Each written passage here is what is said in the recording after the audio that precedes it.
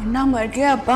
है दोस्तों, welcome to target info. दोस्तों, इकबाल मुन्ने की मौत का जिम्मेदार कौन? क्या एपिसोड 12 के आखिर में जो गोलियां इकबाल के ऊपर चलाई गई, उसके नतीजे में क्या इकबाल मर जाएगा या बच जाएगा? बड़ी बुरी खबर है, वो मुन्ना को किसी ने मार दिया। और अगर ये गोलियां वाकई रहमती ने नहीं चलवाई तो आखिर कौन है जिसने रहमती की आड़ में इकबाल को मारने की कोशिश की? वो कौन है जो इकबाल और रहमती की दुश्मनी का फायदा उठाना चाह रहा है? हुमायूं सईद के ड्रामे जेंटलमैन के बारे में ये सब और बहुत कुछ हम आपको आज की इस वीडियो में बताने जा रहे हैं, मगर उससे पहले आपसे रिक्वेस्ट है कि आप हमारे इस चैनल को सब्सक्राइब करके नोटिफिकेशन फॉर ऑल कर दें, ताकि पाकिस्तानी ड्रामों से रिलेटेड हर किस्म की वीडियोस का नोटिफिकेशन आपको बर वक्त मिलता रहे। दोस्तों, ये तो आप लोगों को याद ही होगा कि रहमती ने मुन्ना को डराने के लिए उसके घर पे गोलियां चलाई थी, जिसकी खबर मिनिस्टर्स से लेकर पुलिस वालों तक सबके पास पहुंच गई थी। बड़े बड़े मिनिस्टर्स को मुन्ना और रहमती की दुश्मनी का पता चल गया था।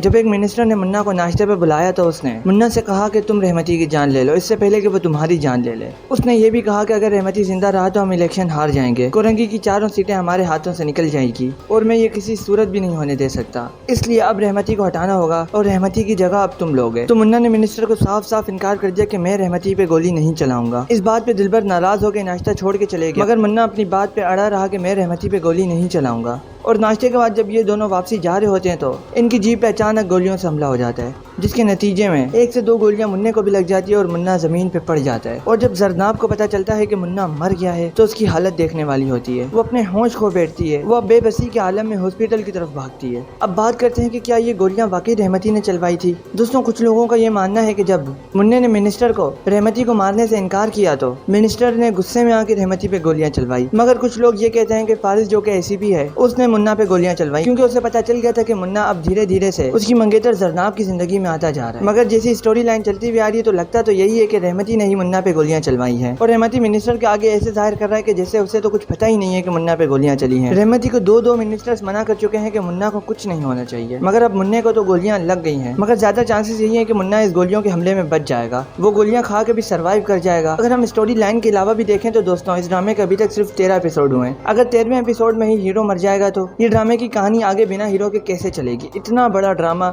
जिसके फर्स्ट एपिसोड के प्रीमियर लार्जर देन लाइफ रखा गया था, इंडस्ट्री के बड़े बड़े सितारों ने उस प्रीमियर में शिरकत की थी। और ये ड्रामा है भी हुमायूं सईद का। हुमायूं सईद वो है जो पत्थर को हाथ लगाते तो वो भी सोना हो जाए। इससे पहले हुमायूं सईद का ड्रामा 2020 में रिलीज हुआ था जिसका नाम था मेरे पास तुम हो। ये वही ड्रामा है जिसने कामयाबियों के सारे रिकॉर्ड तोड़ दिए थे, जिसकी आखिरी किस्त को देखने के लिए लोग सिनेमा घर तक गए थे। 2020-21 के टाइम पे कोई शख्स ऐसा नहीं बचा होगा जिसने ये गाना कहीं ना कहीं तो सुना ही होगा, मेरा ये भरम था मेरे पास तुम हो। हम एज अ ऑडियंस तो यही चाहते हैं कि इकबाल मुन्ना जिंदा रहे, वो हंसी खुशी जरनाब के साथ एक अच्छी इज्जतदार जिंदगी गुजारे। और दोस्तों, क्या ये जेंटलमैन ड्रामा फ्लॉप हो चुका है? इस बारे में बात हम अपनी अगली किसी वीडियो में करेंगे। तो आज के लिए बस इतना ही। आपसे रिक्वेस्ट है कि आप इस वीडियो को लाइक करके अपने दोस्तों के साथ भी शेयर करें। फिर मुलाकात होगी अपनी अगली किसी नई वीडियो में, तब तक के लिए गुड बाय।